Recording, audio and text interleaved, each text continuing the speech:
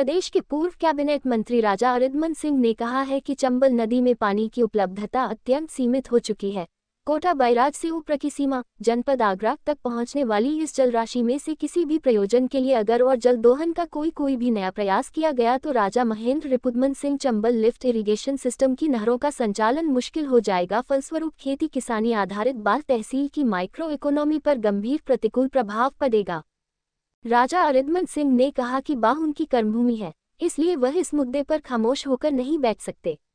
उन्होंने कहा कि कई बार यहां के विधायक के रूप में विधानसभा में रहे हैं और राज्य मंत्रिमंडल में प्रतिनिधित्व किया है। वर्तमान में उनकी पत्नी रानी पक्षालिका सिंह यहां की विधायक हैं। उन्होंने कहा कि चंबल पहले से ही अति दोहित नदी है, इसलिए अगर इसके दोहन की कोई नई कोशिश हुई तो वह शासन में इसका कड़ा विरोध जताएंगे। चंबल में पानी की बेहद कमी। राजा अरिदमन सिंह, जो कि भदावर हाउस स्थित अपने कार्यालय में सिविल सोसाइटी आगरा के सेक्रेटरी अनिल शर्मा, सदस्य राजीव सक्सेना, असलम सलीमी आदि के साथ जनपद की जल समस्या पर चर्चा कर रहे थे, ने कहा कि चंबल नदी के पानी का 10% आगरा से होकर गुजरने वाले टेल वाले भाग के लिए आवंटित है।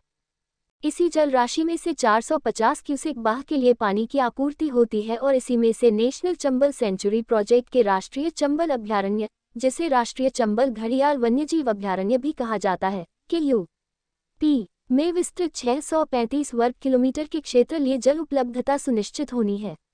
उन्होंने कहा कि नदी में 111 मीटर से पानी कम होते ही सेंचुरी के जलचरों की स्वाभाविक वृत्तियां प्रभावित होने लगती हैं।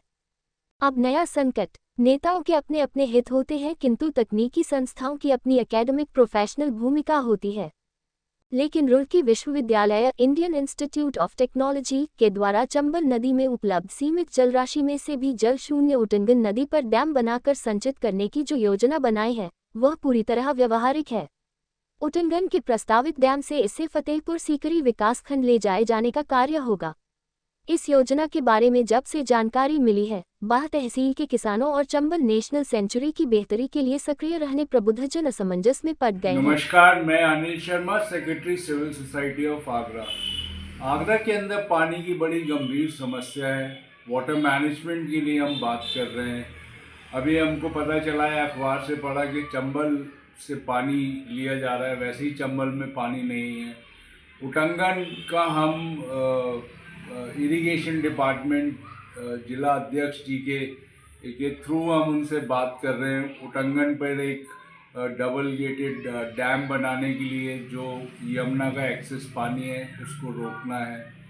उटंगन के अंदर जो जगनेर की बंदनियां हैं उनसे भी पानी आता है, उसको भी हम नहीं रोक पाते।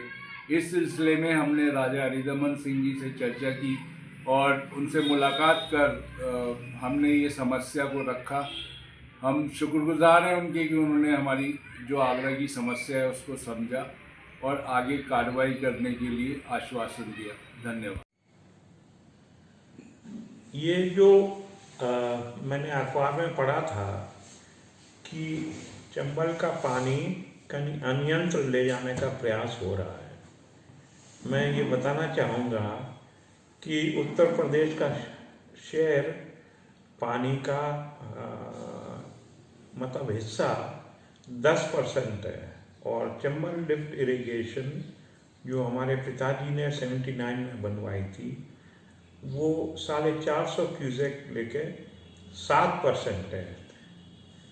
तो इसका अगर कहीं और दोहन होता है या कहीं और जाके उटंगन में डाला जाता है तो उटंगन से कहीं और लिया जाता है तो निश्चित ही ये बंदी के कागार पे आ जाएगी।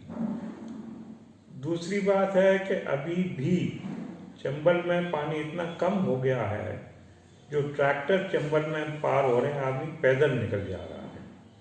और इसकी कामयाबी के बाद ये मैंने पैरोकारी करके ओम प्रकाश जी, जब राम प्रकाश जी गुप्ता मुख्यमंत्री थे, ओम प्रकाश जी ने इसकी व्यक्तिगत रुचि लेके 18 महीने में बनवाई और उसके यहाँ मीटिंग भी सर्किट हाउस में टाइमलाइन दी थी चीफ इंजीनियर ने। जब पूरा नहीं हुआ तो चीफ इंजीनियर को सस्पेंड कर दिया और वो निश्चित ही उसको कागज देख के अपस्ट्रीम में 3 जगह लिफ्ट इरिगेशन और बन गया।